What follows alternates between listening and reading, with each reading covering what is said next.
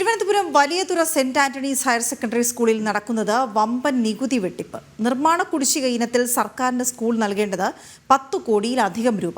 നികുതി തിരിച്ചടവിനായി സർക്കാർ നിരവധി തവണ നോട്ടീസ് അയച്ചെങ്കിലും സ്കൂൾ അധികൃതർ നികുതി അടയ്ക്കാൻ തയ്യാറായിട്ടില്ല. അതേസമയം നൂറുകണക്കിന് കുട്ടികൾ പഠിക്കുന്ന സ്കൂൾ കെട്ടിടം പ്രവർത്തിക്കുന്നത് ഫിറ്റ്നസ് ഇല്ലാതെയുമാണ്. രേഖകൾ ജനം ടിവിക്ക് ലഭിച്ചു. ജനം എക്സ്ക്ലൂസീവ് വിനീഷ് ചേരുന്ന വിവരങ്ങളുമായി. വിനീഷ്, ഏതൊക്കെ തലത്തിൽ ഈ നികുതി വെട്ടിപ്പ് മനസ്സിലാക്കാൻ കഴിഞ്ഞിട്ടുണ്ട്?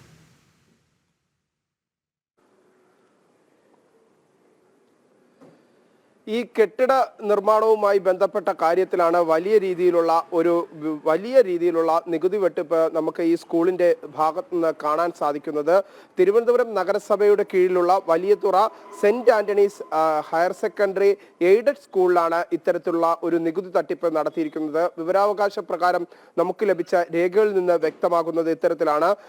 10,32,32,636 രൂപ ഇത്തരത്തിൽ നികുതി ഇനത്തിൽ സർക്കാരിന് നൽകേണ്ടതുണ്ട് ഈ സ്കൂള്. പക്ഷേ പല തവണ സർക്കാർ ഇത്തരത്തിൽ നോട്ടീസ് നൽകിയിട്ടും രാഷ്ട്രീയ സ്വാധീനം കൊണ്ട് നികുതി അടയ്ക്കാതെ പല ഘട്ടങ്ങളിലായി സ്കൂള് മുന്നോട്ട് പോകുന്ന സാഹചര്യമുണ്ട്. അനധികൃതമായ കെട്ടിട നിർമ്മാണം ആയതുകൊണ്ട് തന്നെ നഗരസഭയും ഈ ഒരു സ്കൂളിന്റെ പല ബിൽഡിങ്ങുകൾക്കും സ്കൂളിന്റെ കെട്ടിടങ്ങൾക്കും ഇതുവരെയും കെട്ടിട നമ്പർ നൽകിയിട്ടില്ല. ഫിറ്റ്നസ് സർട്ടിഫിക്കറ്റ് നൽകാത്ത സാഹചര്യമാണുള്ളത്.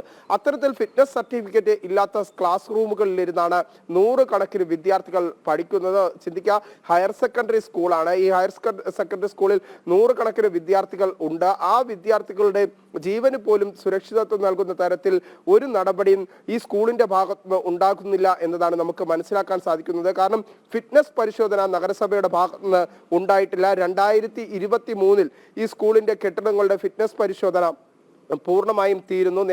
അതുവരെയുള്ള സർട്ടിഫിക്കറ്റ് ആയിരുന്നു സ്കൂൾ അധികാരികളുടെ കയ്യിലുള്ളത്. അതിനുശേഷം ഈ നികുതി പണം കെട്ടാത്തതിനെ തുടർന്ന് വീണ്ടും സ്കൂളിന് ഫിറ്റ്നസ് സർട്ടിഫിക്കറ്റ് നൽകാത്ത സാഹചര്യമായിരുന്നു സർക്കാരിന്റെ ഭാഗത്തുനിന്നുണ്ടായത്. പക്ഷേ 10,34,00,000-ലധികം രൂപ നികുതി ഇനത്തിൽ സ്കൂൾ സർക്കാരിന് നൽകാനുണ്ടായിട്ട് പോലും ഇതുവരെയും സർക്കാരിന് ഒരു പണം പോലും തിരിച്ചടയ്ക്കാൻ സ്കൂൾ അധികൃതർ തയ്യാറായിട്ടില്ല. കാരണം രാഷ്ട്രീയ സ്വാധീനം കൊണ്ടാണ് ഇത്തരത്തിലുള്ള നിലപാടുകൾ പ്രത്യേകിച്ച് ഈ സ്കൂൾ അധികാരികളുടെ ഭാഗത്ത് നിന്ന് ഉണ്ടാകുന്നതെന്നാണ് നമുക്ക് മനസ്സിലാക്കാൻ സാധിക്കുന്നത്. ഫിറ്റ്നസ് പോലും ഇല്ലാതെ പ്രവർത്തിക്കുന്ന സ്കൂളിൽ എങ്ങനെയാണ് കുട്ടികൾ ഇരുന്ന് പഠിക്കുക എന്നാണ് പൊതുസമൂഹത്തിൽ നിന്ന് ഉയരുന്ന ചോദ്യം. എന്തായിരുന്നാലും നിലവിലെ സാഹചര്യത്തിൽ ജനം ടിവിക്ക് ലഭിച്ചിരിക്കുന്ന രേഖകൾ ഇത്തരത്തിൽ തന്നെയാണ്.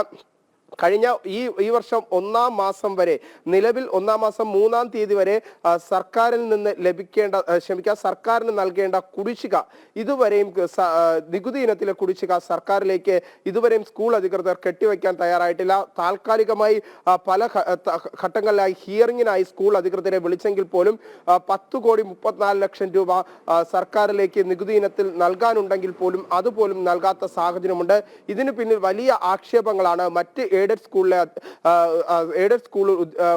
സ്കൂൾ അധികാരികൾ ഉന്നയിക്കുന്നത്. കാരണം ഈ സ്കൂളിന് മാത്രം എന്താണ് ഇത്തരത്തിലുള്ള ഒരു പരിഗണന സർക്കാർ നൽകുന്നത് എന്ന ആക്ഷേപം ഇപ്പോൾ വിവിധ എയ്ഡഡ് സ്കൂൾ മാനേജ്മെന്റ് അധികാരികൾ ഉന്നയിക്കുന്നുണ്ട്. കാരണം മറ്റേതെങ്കിലും തരത്തിലാണെങ്കിൽ ഒരുപക്ഷെ ഉടനെ തന്നെ നടപടിയെടുക്കുന്ന സർക്കാർ ഇവിടെ നടപടി കൈക്കൊള്ളുന്നില്ല. അത് എന്തിന്റെ അടിസ്ഥാനത്തിലാണ്? ഏകദേശം 10 കോടിയിലധികം രൂപ, 10,34,00,000-ലധികം രൂപ നൽകാനുണ്ടായിട്ടും സർക്കാർ അവിടെ കണ്ണടയ്ക്കുന്ന സാഹചര്യമാണുള്ളത്. ഒപ്പം തന്നെ 1993 കെട്ടിടം നിർമ്മിക്കുന്നു. അതിനുശേഷം 2023 കെട്ടിടത്തിന്റെ ഫിറ്റ്നസ് അവസാനിക്കുന്നു. ആ ഫിറ്റ്നസ് പരിശോധന പോലും തുടർന്ന് നടത്താൻ സർക്കാരും അധികാരികളും തയ്യാറാകുന്നില്ല. ഒപ്പം തന്നെ കുട്ടികളുടെ നൂറുകണക്കിന് കുട്ടികളാണ് ഓരോ ക്ലാസ് റൂമിലും ഇരുന്ന് പഠിക്കുന്നത്. ആ കുട്ടികളുടെ ജീവന് പോലും സംരക്ഷണം നൽകാത്ത തരത്തിലുള്ള ഒരു നടപടിയാണ് സ്കൂൾ അധികാരികളുടെ ഭാഗത്ത് നിന്ന് ഉണ്ടാകുന്നത് എന്ന ആക്ഷേപം തന്നെയാണ് ഉയരുന്നത്. വീണ. ഓക്കെ, ശരി വിനീഷ്.